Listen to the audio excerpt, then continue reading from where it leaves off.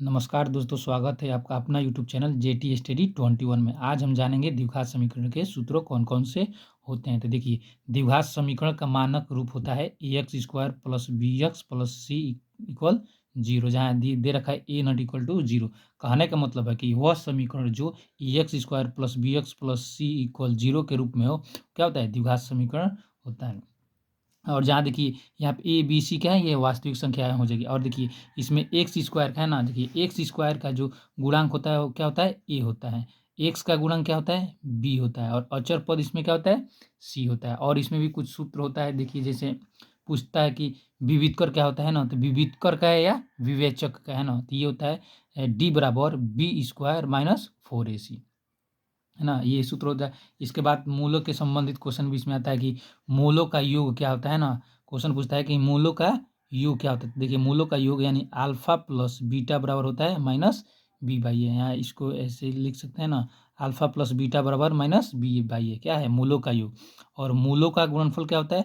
Alpha into beta बराबर होता है C by alpha into beta equal C by A. ये है मूलों का योगफल और मूलों का गुणनफल। और इसके बारे में जानिए मूलों की प्रकृति कैसी होती है। देखिए मूलों की प्रकृति देख लीजिए क्या क्या होती है। देखिए यदि बी स्क्वायर माइनस 4ac है ना ग्रेटर दैन 0, मतलब 0 से बड़ा होगा, है ना, तो मूल कैसा होगा? वास्तविक होगा एवं बराबर नहीं है, वो नहीं होगा। और दूसरा देखिए, अगर यदि बी स्क्वायर माइनस 4ac का मान 0 के बराबर है, ये क्या है? मतलब डी है, डी का मान है ना, अगर बी स्क्वायर माइनस 4ac अगर 0 के बराबर होगा तो क्या होगा? मूल वास्तविक होगा एवं बराबर होंगे। नेक्स्ट तीसरा इसके बाद होता है B square minus 4ac less than 0, है ना, कहने का मतलब बी स्क्वायर माइनस 4ac का मान अगर 0 से छोटा होगा तो क्या होगा? मूल कोई मूल नहीं होगा, मूल वास्तविक सॉरी कोई मूल वास्तविक नहीं होगा, है ना, ये हो जाएगा। और देखिए द्विघात सूत्र क्या होता है? द्विघात सूत्र लगाने के लिए भी एक फार्मूला होता है, देखिए क्या?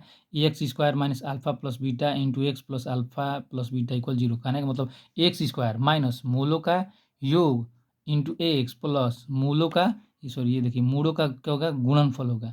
मूलों का गुणनफल इक्वल 0, है ना। और ये भी एक और भी द्विघात समीकरण का भी सूत्र होता है, ये जिसको सीधेधराचार्य सूत्र बोलते हैं ना। देखिए एक्स बराबर होता है minus B plus minus under root में B square minus 4ac upon 2a। तो ये हमारा सूत्र हो जाएगा, है ना। देखिए इस बार एक बार और इसको देख लीजिए, स्क्रीनशॉट ले लीजिए या फिर इसको अच्छे से नोट कर लीजिए।